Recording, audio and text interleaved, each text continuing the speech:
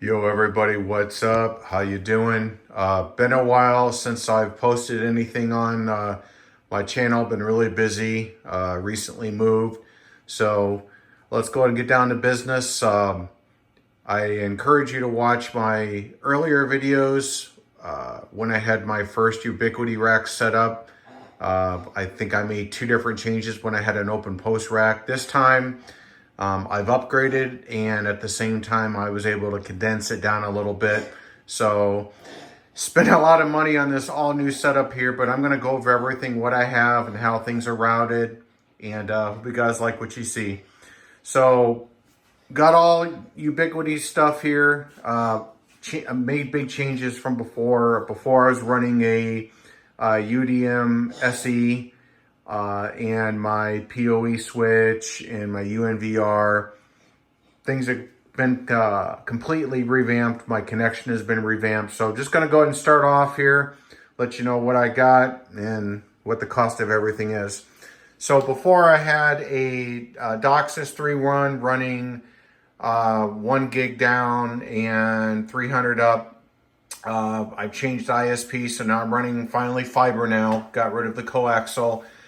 Symmetrical, 1 gig down, 1 gig up. So waiting for 2 gig to come down, but you know, 1 gig fiber works perfect for me and it's very affordable. So that's my little fiber modem that I've got there.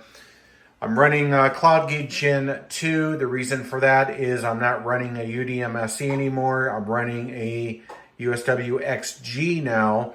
The big thing is I wanted 10 gig and 25 gig. So we'll kind of go into that. So had a couple options. You know, I could have did Hostify, could have did Unify, but instead of having to have my UNVR, because I've got my little Unify 6U rack here, decided to go with the CloudKey Plus Gen 2. I've had this sitting in the closet for a while. It does come standard with the 1 gig. I upgraded to the 5 gig for my cameras now. I don't use a lot of Ubiquiti cameras. I use a couple that are, I think I've got maybe 2 or 3 on there, like my doorbell and my G4 Pro. But anyway, I've got this with the 5 gig. Works perfect. I loved it. I can keep everything hosting local. This guy's never gave me any problems. Plugged in PoE. That's how that works. But I got this new post from Ubiquiti. Pretty easy step. Took about 15 minutes. I love it. It's clean. You remember before my earlier videos, I had that huge StarTech 28U rack, and I was just going crazy with everything. But I condensed things down a little bit. I'm using the cloud to host a lot of services now. I don't have the big energy gulping servers going anymore, but we'll go into that here. So you going next here, I've got a 24 port patch panel. I technically only have about, what do we got here? 6 devices that are plugged in. Everything's contained in this little area. I wanted to try to keep it clean.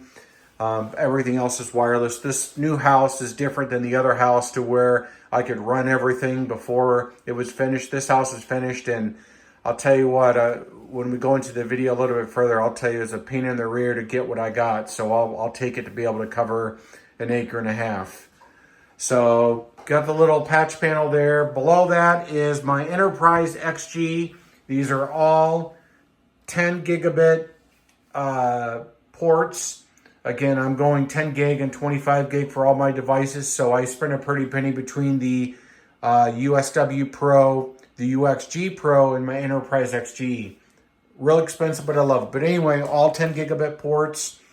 I am running my link here at 10.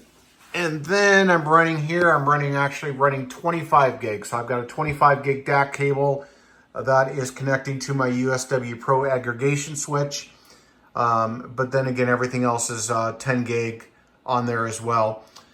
So I love my UXG or my Enterprise XG, love it. Like I said, I can run 10 gig off all the ports individually. Next below that is my UXG Pro. That's my gateway. Absolutely love it. Like I said, it separates having a UDM SE, but it allows me to have some benefits as well. So awesome gateway, awesome firewall. does a great job. USW Pro, these are all 10 gigabit SFP ports. So I'm going to start switching to fiber upstairs when I get everything going. So I want to have as many SFP ports as possible. But you see, I'm just running a 10 gig to the UXG Pro, 25 gig to my Enterprise XG, and then I'm running another 10 gig to my USW, or is that 10 or 1? Yeah, it's 10 gig to the USW Pro. Got my RPS on there. I love that to death. The nice thing about getting the USW Pro and a couple other ones is they all have the RPS on back. So I'm running RPS for, I think, most of all the devices on here. Then at the bottom, I do have a USW Pro.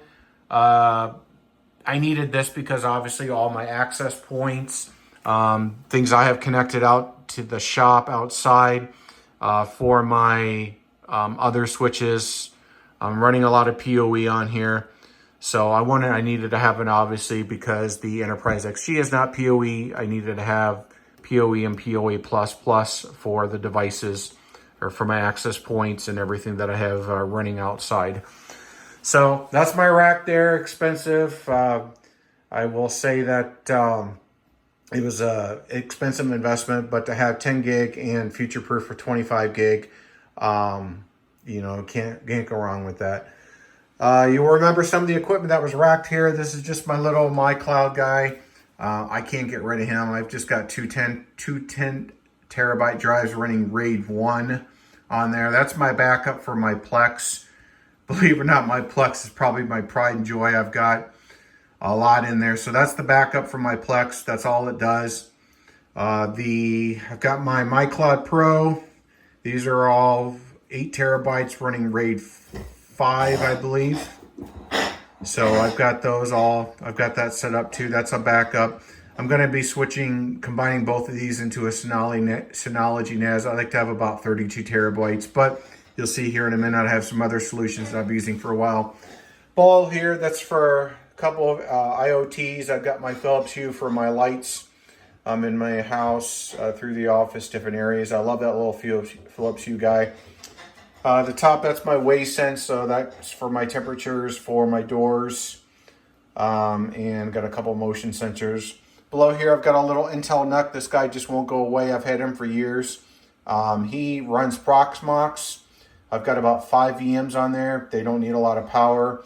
I run 2 Windows 11 VMs that I use for VPNs for PIA.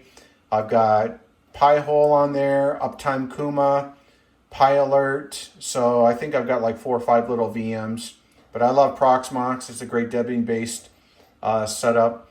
I used to use VMware Pro, but I figured, why do I need all that juice? So that little NUC, he's great dude, man. I've got a 2 terabyte SSD, and then I've got a 1 terabyte M2 in there. My bad boys here, I've got my Buffaloes here. These are the primary backups. The top one is a 32 terabyte. They're actually both through 32 terabyte, but I'm actually running RAID 6.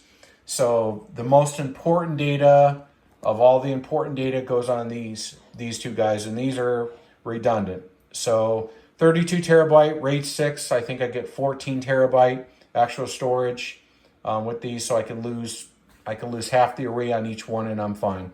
This contains all the bad stuff. I've got it powered down right now. I'm just giving it a break, but this contains all the important stuff. I love my Buffaloes. Yeah, I should be racking some of this stuff, but I wanted to keep it off the floor, keep it neat, buy all new equipment, and that's what I did. So I love my little setup here. Got a little 1500 APC over here, and then I've got a separate one. The loads are split between both of them. You'll see here, I never shot the video for this, but I actually, when I first moved, because I didn't want to do my rack, I had my Ubiquiti end wall. You know what? I loved this end wall. And yeah, it's a little funky with the cables going up, up on the top here, but you can get runs and everything. But I had this set up because I wanted to stay Ubiquiti.